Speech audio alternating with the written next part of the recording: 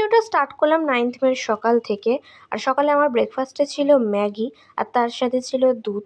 জানি এটা একদমই আনহেলদি, বাট স্টিল মাঝে মধ্যে এরম টুকটাক একটু খাওয়া চলে।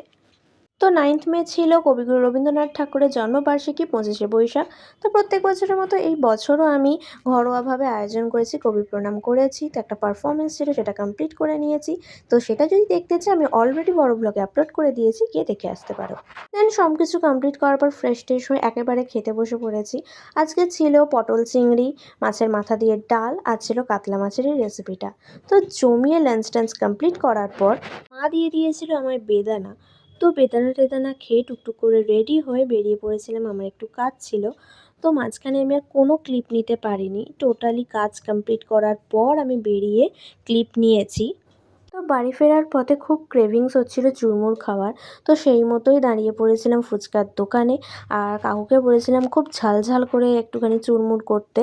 তো কাকু এখানে প্রিপারেশন করছে এটার। আর তোমরা অবশ্যই দেখে এটা বুঝতে পারছো এটা কতটা ডিলিশিয়াস লাগছে।